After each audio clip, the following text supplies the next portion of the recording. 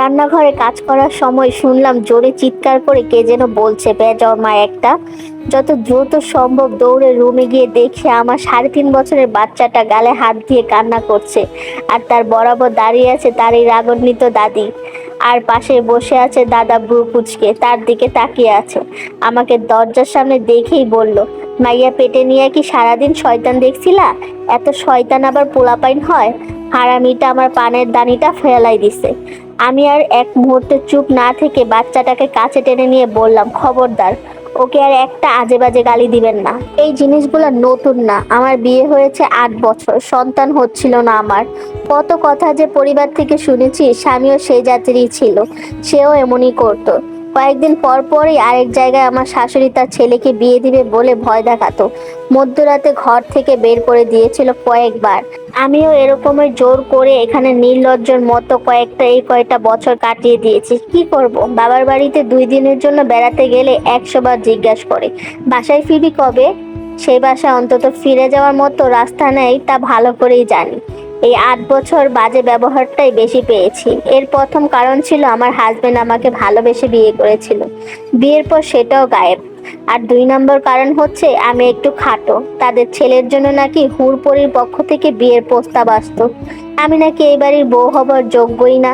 এই জন্য এতটা বছর এই বাসায় একটা কাজের লোক পর্যন্ত রাখেনি। আমার শ্বশুরের আন্ডার প্যান্টটা পর্যন্ত আমিই ধুই। বাচ্চা হবার পর হাতে গুনে 1 থেকে 5 দিন রেস্ট করতে পারিনি। বাচ্চাকে সময় মতো দুধ খাওয়াতে পারতাম না, কারণ আমাকে কিছু অদ্ভুত কাজে ব্যস্ত রাখতো শাশুড়ি। বাচ্চা কান্না করতে থাকতো আর আমি আসতে পারতাম না। ওর কাছে যেতে নিলেই বলতো, কাঁদলে কি হয়, পোলাপান কান্দার সাথে সাথে কোলে নিলে তারা নাকি বড় হলে বেয়াদব হয়ে যায়। কিছুই বলতাম না। কত মুখে ওড়না গুজে কাঁদছি আমিই জানি। কয়েকবার হাজবেন্ডকে বলেও কোনো সমাধান তো হয়নি, বরং ঘরে আরো আগুন লেগেছে। আমি নাকি ভালো না, তাদের সাথে অ্যাডজাস্ট করে চলতে পারি না। আজকে যে ঘটনাটা হলো, সম্ভবত আজকে এই প্রথম 8 বছরে আমি মুখ খুললাম। আমার বাচ্চা একটু দুষ্ট, কিন্তু বুঝিয়ে বললে শুনে। আর পানের দানিটা ইচ্ছা করে ফেলে নাই। তবুও এতটুকু বাচ্চার গালে মুরব্বী মানুষ কিভাবে চড় দেয়? আর যে গালিগুলো দিচ্ছিল তাই বা কতটুকু যৌক্তিক? যে সন্তানকে অন্য কারো হাতে মার খাওয়া দেখা বা গালিগালাজ করা কোনো মাই সহ্য করবে না। আমি প্রতিবাদ করার পর শাশুড়ি কেঁদে কেটে ছেলেকে ফোন দিল, সাথে আমার ননদকেও। সবাই আমার বিচার করতে যেন বাসায় আসে। সন্ধ্যার সব ঘটনা সেই বলল আমাকে। আমার হাজবেন্ড যখন জিজ্ঞাসা করলো, তুমি কি আম্মাকে এই কথা বলেছো, আমি হ্যাঁ বলার সাথে সাথে সে আমাকে একটা চড় মারলো। লজ্জায় কষ্টে সেখানে দাঁড়িয়ে চোখের পানি ফেলতে লাগলাম। পাশেই ননদের 6 বছরের ছেলেটা আমার বাচ্চাটাকে ধাক্কা দিয়ে ফেলে দিল। সাথে সাথে আমার শাশুড়ি উদ্বিগ্ন হয়ে ননদের বাচ্চাকে কোলে নিয়ে বলতে লাগলো, নিশ্চয় মিনহায় ওর জ্বালাইছে, এই বলে বাচ্চাটাকে আদর করছিল। আর আমার মেয়েটা তখনও কোমরে হাত দিয়ে মাটিতে বসে কান্না করছে।